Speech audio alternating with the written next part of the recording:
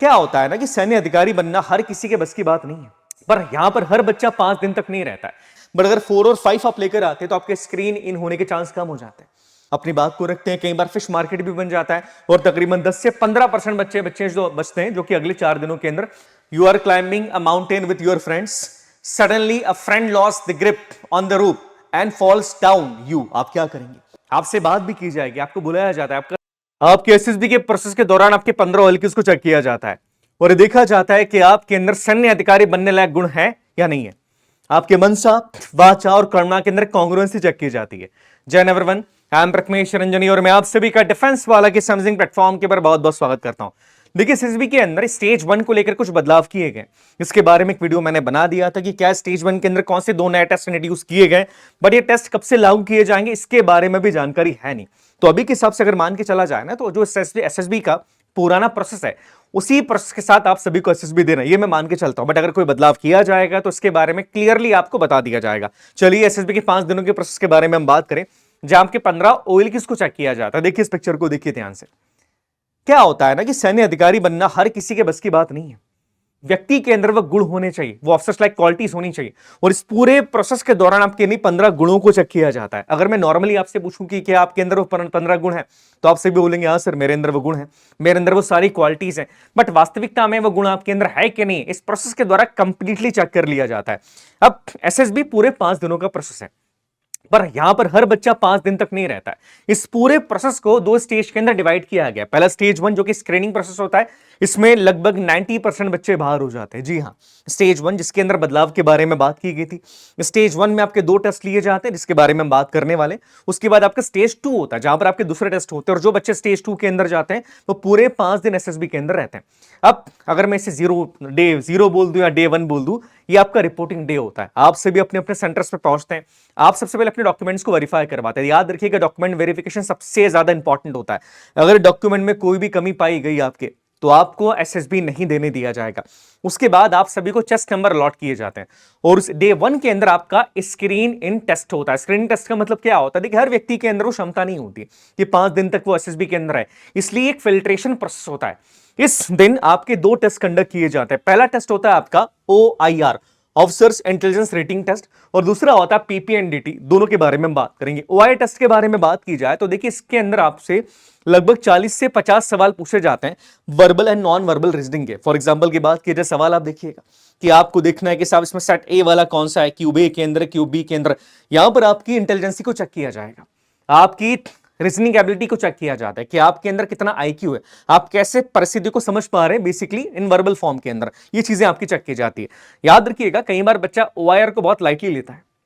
हमें लगता है कि OIR टेस्ट केवल ऐसे नाम का ही होता है, बट याद रखिएगा OIR टेस्ट के नंबर भी आपके जुड़ते हैं। याद रखिएगा, अगर आप 1, 2 एंड 3 लेकर आते हैं OIR के अंदर, तो आपका OIR 1 अगर आ रहा है तो आप आउटस्टैंडिंग है, मतलब आपका परफॉर्मेंस बहुत अच्छा है। आप अगर 2 लेकर आते हैं तो आप एक्सेलेंट है, आप 3 लेकर आते हो आप एवरेज होते हैं। बट अगर 4 और 5 आप लेकर आते हैं तो आपके स्क्रीन इन होने के चांस कम हो जाते हैं। मतलब क्या है इसका? अगर आपने PPNDT में बढ़िया परफॉर्म कर दिया, बट अगर आपका OIR में स्कोर कम रहा ना, तो आपके स्क्रीन इन होने के चांस बहुत कम हो जाएंगे। याद रखिएगा, तो OIR को लाइटली मत लीजिए, आप इसकी तैयारी कीजिए, प्रिपेयर कीजिए, कैसे करना है, क्या करना है, पूरी बुक्स यहां पर देकर रखिए। तो याद रखना, इसको लाइटली मत लेना, बिकॉज बहुत सारा बच्चा गलती करता है। OIR के बाद आपका दूसरा टेस्ट होता है PPNDT, that means picture perception and discussion test. इसके अंदर क्या किया जाएगा, आपको 30 सेकंड्स के लिए हेज़ी पिक्चर दिखाई जाते हैं। हेज़ी मतलब क्या होता है? धुंधली। देखिए किस तरह की पिक्चर होती है, काफी धुंधली पिक्चर है मैं जानता हूं, बट जानबूझ के इस पिक्चर को दिखाया जाता है। 30 सेकंड के अंदर आप पिक्चर को ऑब्जर्व करते हैं, देखते हैं पिक्चर के अंदर क्या दिखाया जा रहा है, क्या नहीं दिखाया जा रहा है। उसके बाद लगभग आपको 4 मिनट दिए जाते हैं इस पिक्चर पे स्टोरी लिखने के लिए। आप इस पिक्चर के ऊपर एक स्टोरी लिखते हैं और उसके बाद अपनी स्टोरी को नरेट करते हैं। इसे नरेशन कहा जाएगा। आप जब अपनी स्टोरी लिख लेते हैं, उसके बाद अपनी स्टोरी को आप नरेट करते हैं। तकरीबन 1 मिनट आपको दिया जाता है इसके लिए, और उसके बाद आप सभी का ग्रुप डिस्कशन होता है, जहां पर आपके ग्रुप के सारे लोग इस स्टोरी के ऊपर डिस्कशन करते हैं और आपका गोल ये होता है कि आप एक कॉमन स्टोरी के ऊपर आ जाएं। और याद रखिएगा, सबसे ज्यादा प्रॉब्लम बच्चे को यहीं पर होती है। एक एक करके आप डिस्कशन के अंदर पार्टिसिपेट करते हैं, अपनी बात को रखते हैं, कई बार फिश मार्केट भी बन जाता है, और उसके बाद डिसाइड किया जाता है आपके परफॉर्मेंस के बेसिस के ऊपर कि कौन सा बच्चा स्क्रीन इन होगा और कौन सा आउट हो जाएगा। और याद रखिएगा, तकरीबन 90% बच्चे बाहर चले जाते हैं और तकरीबन 10 से 15% बच्चे जो बचते हैं, जो कि अगले 4 दिनों के अंदर एसएसबी के अंदर अपने आप को टेस्ट करते हैं।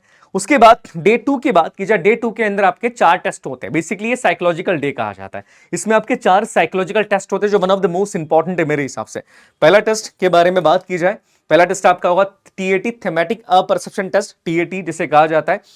दूसरा वर्ड एसोसिएशन टेस्ट, चौथा तीसरा होता है यहां पर सिचुएशन रिएक्शन टेस्ट, एंड चौथा होता है सेल्फ डिस्क्रिप्शन टेस्ट। याद रखिएगा टीएटी इनमें सबसे ज्यादा इंपॉर्टेंट होता है। मतलब अगर मैं वेटेज के बारे में बात करूं, 80% वेटेज टीएटी का, बाकी सारे के सारे कंफर्मेटरी टेस्ट है। इसमें किया क्या जा रहा है कि आपकी जो पर्सनालिटी, आपका जो व्यक्तित्व है, आपका जो वैल्यू सिस्टम है, वो जो टीएटी के अंदर शो किया गया वो वास्तविकता के अंदर है कि नहीं है, ये कंफर्म करने के लिए बाकी के 3 टेस्ट यहां पर लिए जाते हैं।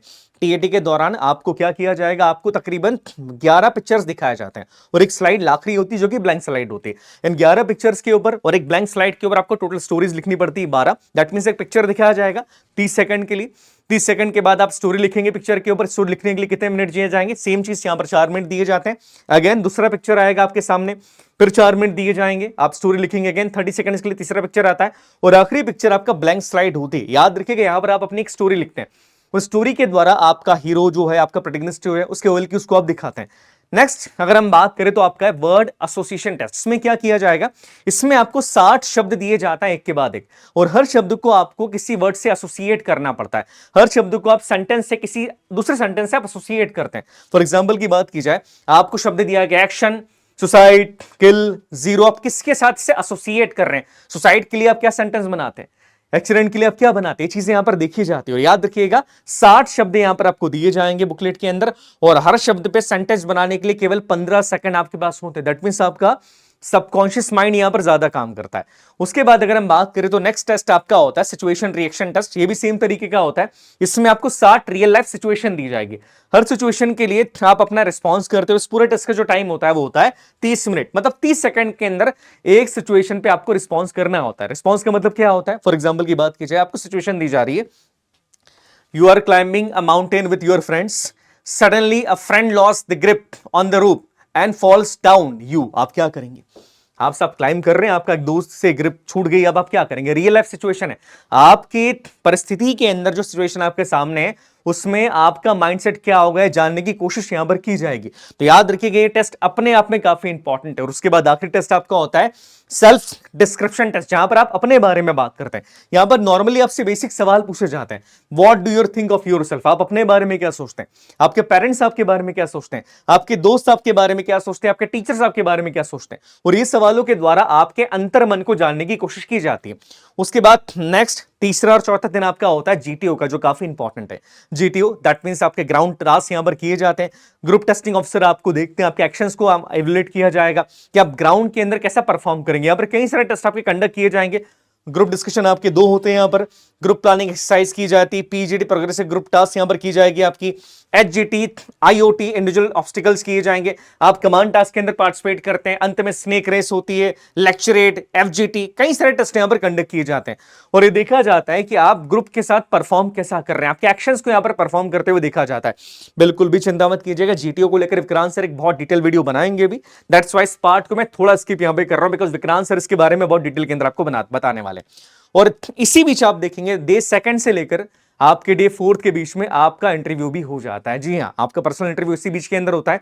यहां पर आप देखेंगे कि आपके पीआईक्यू फॉर्म के बेसिस के ऊपर आपको जज किया जाएगा। जज करने का मतलब ये नहीं होता है कि जो पीआईक्यू फॉर्म में लिखा है उसी बात पर केवल वहीं से सवाल आपसे पूछे जाएंगे, इसके अलावा भी सवाल यहां पर आते हैं। बट याद रखिएगा आपका जो पर्सनल इंफॉर्मेशन क्वेश्चनर होता है, जो पीआईक्यू फॉर्म आपका होता है, उसके बेसिस पर आपसे जनरल इंफॉर्मेशन पर सवाल पूछे जाते हैं।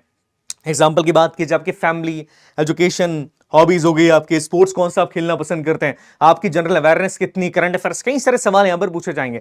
और ये पर्सनल इंटरव्यू काफी इंपॉर्टेंट है। इसमें सवाल कैसे आते, क्या आते हैं, इसको लेकर एक वीडियो में बनाने वाला हूं, आराम से आप देख लीजिएगा, थोड़ा क्लियरिटी आपको आ जाएगी।